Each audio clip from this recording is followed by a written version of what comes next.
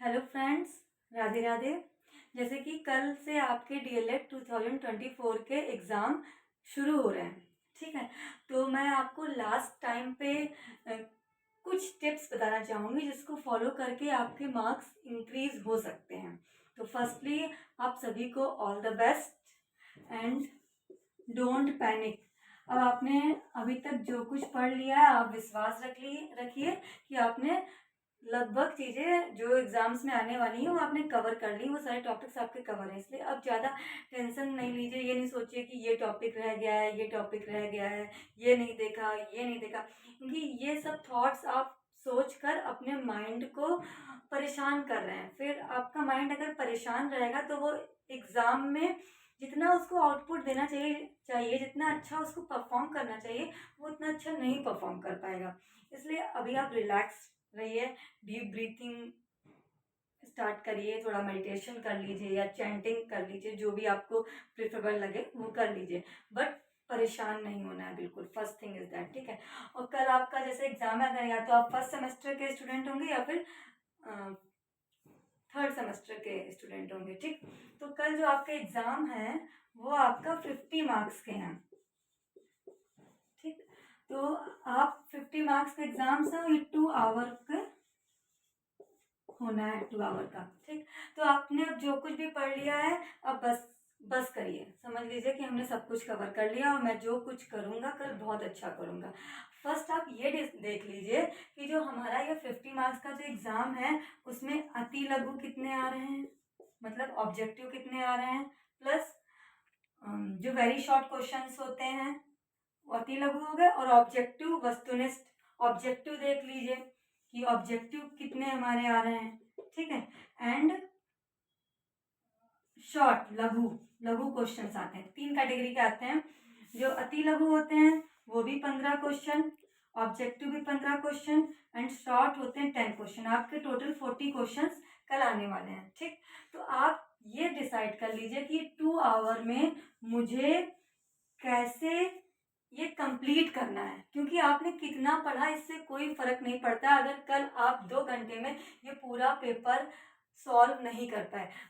जैसे मैं भी डीएलएड स्टूडेंट रह चुकी हूँ, मैंने भी डीएलएड पास किया है, तो मुझे पता है कि जब एग्ज़ाम हॉल से जब हमारे फ्रेंड्स निकलते हैं या फिर हमने स्टूडेंट्स को भी पढ़ाया, जब स्टूडेंट्स कॉल करते हैं एग्ज़ाम होने के बाद, उनका यही कहना होता है कि मैम यार मेरे क्वेश्चन छूट गए। क्वेश्चन छूटने का सबसे बड़ा साइड इफेक्ट ये है कि वो आपके मार्क्स पूरे गए। वो मार्क्स अगर आपने 2 क्वेश्चन लघु के मतलब शॉर्ट के छोड़ दिए तो आपके 4 नंबर बिल्कुल गए। अगर आप कुछ लिख देते, उससे कनेक्टेड कुछ भी लिख देते, तो शायद आपको 2 नंबर मिल जाते या 1 नंबर मिल जाते या हाफ हाफ मिल जाते, क्योंकि यहाँ पे बैक का जो इशू रहता है उसमें 1 नंबर से इंसान बैक पास कर जाता है और 1 नंबर से बैक आ जाती है।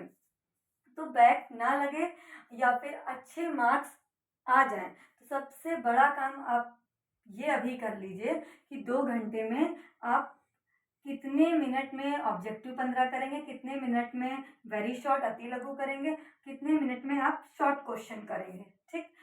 पहले तो आप टाइम डिसाइड कर लीजिए कि इतने मिनट में, इतने मिनट में, इतने मिनट में, ठीक है। फिर आप मेरी मानिए तो आप अति लघु और शॉर्ट का एक एक क्वेश्चन का टाइम भी डिसाइड कर लीजिए कि मैं एक क्वेश्चन पे इतने मिनट दूंगा, एक क्वेश्चन पे इतने मिनट दूंगा, और ये मिनट मेरे जैसे ही ओवर होंगे, खत्म होंगे, मैं तुरंत नेक्स्ट क्वेश्चन पे आ जाऊंगा। क्योंकि ये हो जाता है कि कभी कभी जैसे अति लघु या फिर लघु क्वेश्चन कोई हमारे फेवरेट टॉपिक का आ गया या फिर हमें जिसकी बहुत अच्छी नॉलेज है वो क्वेश्चन आ गया, तो हम क्या करते हैं कि हम टाइम नहीं देखते और बस उसी क्वेश्चन पे पूरा 1 पेज 1.5 पेज लिख डालते हैं, ठीक है। फिर क्या होता है कि जो एग्जाम हॉल में जो टीचर है वो कहता है only 15 minutes left, 20 minutes left, ठीक। और हम लोग ये जैसे ही सुनते हैं कि 15 मिनट बाकी हैं, 10 मिनट बाकी हैं, हमारा माइंड बिल्कुल हैंग हो जाता है, बिल्कुल मतलब एक हड़बड़ाहट सी हो जाती है। जो भी हम पढ़ के आए हैं वो अच्छे से याद नहीं आता, और जो दिमाग में चल रहा है वो लिख नहीं पाते, क्योंकि हमने प्लानिंग नहीं करी कि एक क्वेश्चन पे कितना मिनट हमको देना है।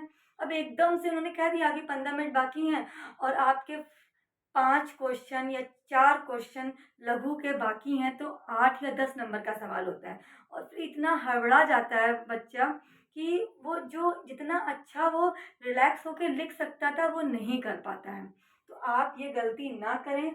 अगर डीएलएड में चाहते हैं कि पास हो जाएं तो फर्स्ट पूरा पेपर कंप्लीट करना है। पूरा पेपर कंप्लीट करने के लिए आप ये देखें कि 2 घंटे में हमें कितने क्वेश्चंस अटेम्प्ट करने हैं।